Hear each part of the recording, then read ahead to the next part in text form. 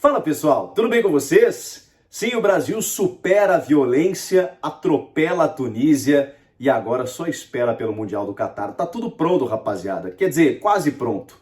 Ainda tem algumas dúvidas em relação à lista final. E a gente vai falar sobre a preparação do Brasil, exatamente essas dúvidas e tudo o que aconteceu nesse último amistoso. Chega mais, eu sou o Chico Garcia, inscreva-se no canal e vamos juntos!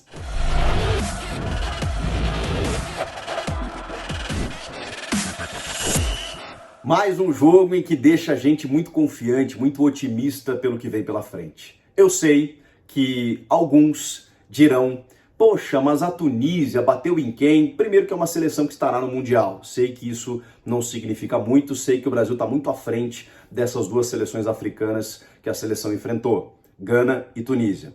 Mas também é verdade que os europeus não enfrentaram o Brasil.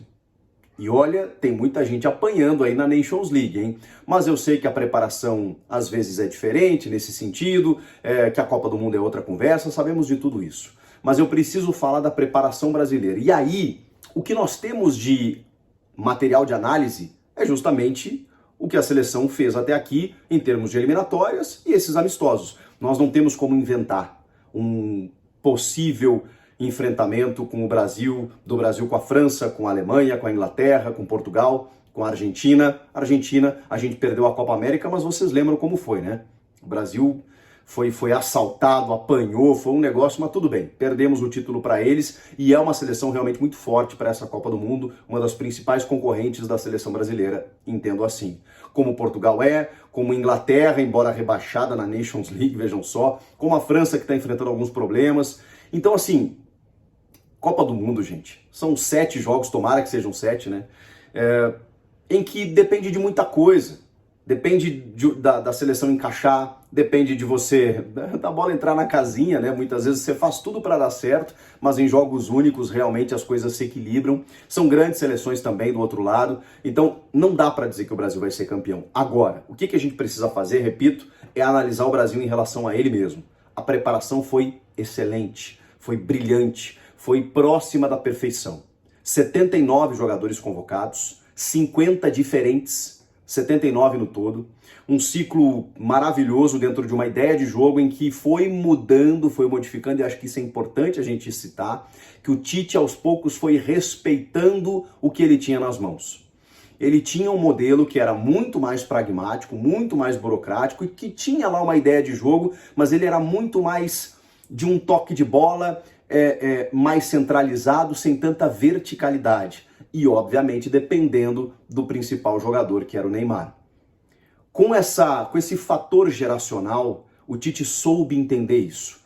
O que é esse fator geracional? É hoje a gente ter protagonistas no mundo da bola, nas principais ligas europeias, com destaque e que correspondem na seleção. Porque não adianta nada esses caras arrebentarem no Real Madrid, no Barcelona, no Bayern de Munique, na Premier League, na Liga Francesa, na Liga Alemã, na Liga Inglesa, na Liga Italiana e não corresponderem dentro da seleção. O que nós precisávamos fazer? E isso é muito difícil. É ter um time. Qual a diferença de time e elenco? Elenco é um catado. É você ter 20, 30 jogadores, agora time é o que você faz com esses caras. Time é você ter sistema, é você ter mecanismo, é você ter entrosamento. E nós conseguimos isso, cara. Se você olhar a seleção brasileira, hoje existe um padrão de jogo, um jeito de jogar, aliás, não só um, algumas variações dentro da própria partida, alternativas para mudar jogo em relação ao que temos no banco de reservas, por exemplo, e temos muita qualidade, especialmente do meio para frente. Eu acho que esse é o principal ponto. Contra a seleção da Tunísia, nós tomamos um susto, porque saímos na frente, tomamos um gol de empate, mas logo na sequência o Brasil conseguiu a sua vitória e foi construindo ela. No primeiro tempo passeou até ir para o intervalo com 4-1 e um jogador a mais, porque os caras bateram, especialmente no Neymar, caçaram o Neymar, bateram no Neymar e o Brown acabou sendo expulso por um pontapé desmedido que ele deu no jogador brasileiro. E aí o Brasil vem para o segundo tempo, de novo passeia, claro que com um pouco mais de dificuldade por conta das linhas que a Tunísia impôs para tentar não ser humilhada, não sofrer um vexame maior, e mesmo assim o Brasil chega ao 5º gol através do Pedro. Eu queria mostrar para vocês aqui Estamos cheios de novidade aqui, ó. Para vocês enxergarem de que forma o Tite montou essa seleção, que para mim está muito próximo do time que vai estrear na Copa do Mundo diante da Sérvia. Alisson aqui, o Danilo, Thiago Silva e Marquinhos com o Alex Telles. Pode ser que seja o Alexandro, que vocês sabem está machucado, não foi convocado. Foi convocado o Alex Telles e no segundo tempo entrou o Renan Lodge. Eu acho que o Telles pode tranquilamente ser o lateral titular, mas a gente sabe a confiança que o Tite tem no Alexandre e o quanto ele entrega na Juventus e na seleção brasileira. Aí aqui o Casemiro com o Fred, que talvez seja o jogador mais contestado assim, mas eu entendo o modelo, entendo a importância do Fred no time para você ter uma equipe um pouco mais equilibrada, diferentemente do jogo contra a Gana. Já vou explicar um pouco melhor. Aqui o Neymar flutuando, né? Ele às vezes aparece pela esquerda, como várias vezes, inclusive fazendo jogadas mais verticais. Às vezes aparece aqui se deslocando, buscando a bola, aparecendo atrás do Richarlison. Ele é o nosso camisa 10 e com a liberdade pelo talento que tem. Aqui o Paquetá, que é um pouco mais centralizado, mas ele também faz triangulações pelo lado esquerdo. E o Rafinha, que fez uma baita partida, fez 2 gols, deu uma assistência, diferentemente do jogo contra a Gana, que eu achei um pouco, não apagado, mas eu até falei aqui no vídeo anterior, o Rafinha costuma ser mais decisivo e mais efetivo do que fora contra a Gana. Hoje apareceu o Rafinha, que acho que carimbou o seu passaporte, inclusive entre os titulares. Poxa, mas o Vini Júnior tem que ser titular. Pô, eu também gostaria, mas só jogam 11. Então esse time aqui tá muito mais equilibrado com o nosso pombo na frente, que é o 9 do Hexa. Não tem jeito. Para mim, embora acho que o Gabriel Jesus vai para a Copa, mesmo sem ser convocado para esses 2 amistosos, inclusive jogando de 9, características diferentes. O Pedro, vou falar dele, que entrou no segundo tempo, mas o Richarlison aproveita muito as oportunidades quando ele é convocado. E eu acho que isso faz toda a diferença. Com esse time aqui jogando por um camisa 9 como o Richarlison, que é, como disse o Tite, obcecado pelo gol, ele pede a bola na frente porque ele sabe o que fazer com ela e ele tem aproveitado a chance, o nosso pombo, pelo carisma, pela entrega. Ele é um cara que você vê que ele tem gosto de jogar pela seleção. Isso faz diferença, gente. Às vezes o cara, não, tá, seleção e tal. Não, o Richarlison, ele tá enlouquecido, ele tem fome de gol. Então, deixa o nosso 9 do Hexa aqui e a gente vai ter alternativas importantes, até com características diferentes, depois eu vou falar para vocês. No primeiro jogo, o que ele fez? Ele botou o Paquetá aqui no meio, né? Como se fosse o 8 aqui, por exemplo, né? Mas na verdade um pouco mais para a esquerda aqui e tudo mais, e abriu o Vinícius Júnior. E aí o Militão, inclusive, né, fechava como um terceiro zagueiro numa linha de 3 para sair jogando. O Alex Telles um pouco mais construtor, então parava um pouco aqui para ter um pouquinho mais de segurança defensiva ao lado do Casemiro, e aí a gente tinha esses homens de frente aqui, um sistema bem mais ofensivo. Por que eu acho?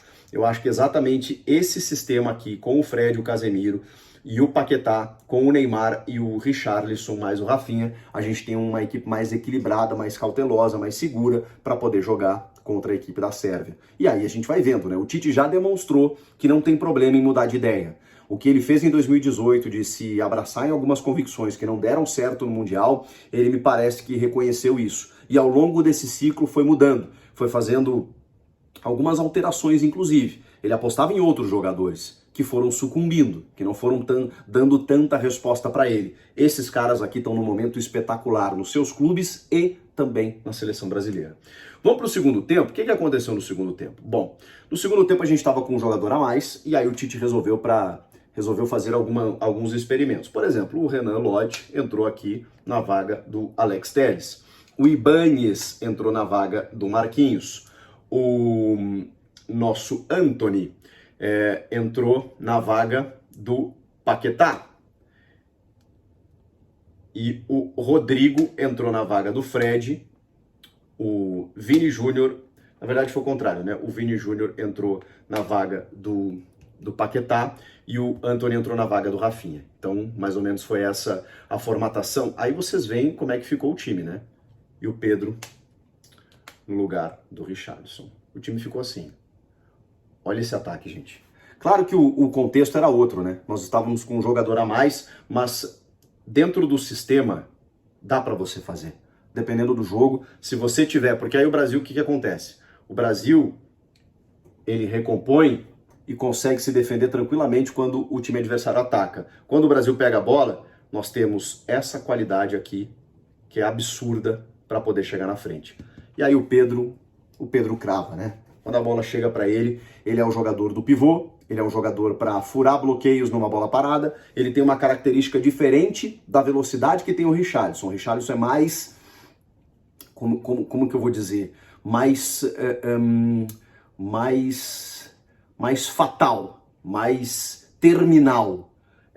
O Pedro é o cara que faz o giro, é o cara que ataca a bola de cabeça, é o cara que a bola sobrar para ele guarda. Ele precisa de poucos toques na bola para resolver. O Richarlison é um cara que espera lá na frente. Em termos de características só, é uma pequena peculiaridade. Bom, com esse time aqui, no segundo tempo, a gente mais uma vez mandou no jogo, chegou ao quinto gol e criou alternativas para poder vencer com sobras a seleção da Tunísia. Que dúvidas nós temos nesse momento? Eu acho que o Pedro garantiu seu passaporte, juntamente de Gabriel Jesus. E aí nessa minha análise, sobrariam ou poderiam sobrar Matheus Cunha e Roberto Firmino. Pelo menos o Matheus Cunha. Aí eu acho que entre os atacantes nós vamos ter o Rafinha, o Vini Júnior, o Rodrigo, o Richarlison, o Gabriel Jesus e o Pedro. Seriam esses os atacantes. Na lateral esquerda, nas laterais a gente tem algumas dúvidas, né? Será que o Daniel Alves vai voltar a ser convocado? O Tite deu mostras de que se ele não vivia o seu melhor nível físico e técnico até essa convocação, nós estamos a 54 dias da Copa. Se até a última convocação, no dia 7 de novembro, ele não reunir as melhores condições, ele não vai. E aí você tem o Danilo e você tem o Militão, que pode fazer a lateral direita.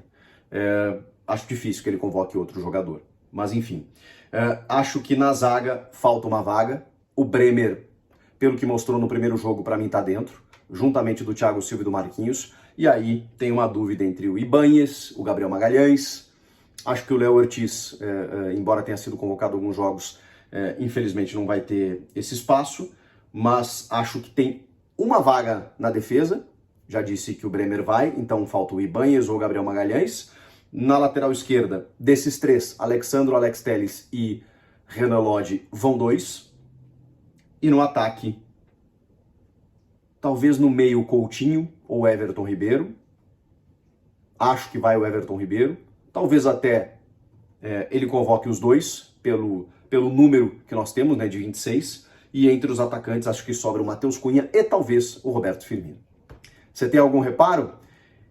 Com uma seleção que perdeu apenas 3 jogos, sofreu apenas 3 gols. 3 gols em toda a sua campanha desde 2018, com mais de 80% de aproveitamento. Tem uma média de 2 gols por jogo em todo esse período, convocando toda essa variedade de jogadores que eu falei. Eu acho que nós chegamos num momento muito bom, melhor do que em 2018 e podendo bater de frente com qualquer outra seleção. Se vai ser campeão, a gente não sabe, só sei que eu vou torcer e tô muito, muito, muito empolgado. E você? Comenta aqui, inscreva-se no canal e eu volto na próxima. Tchau!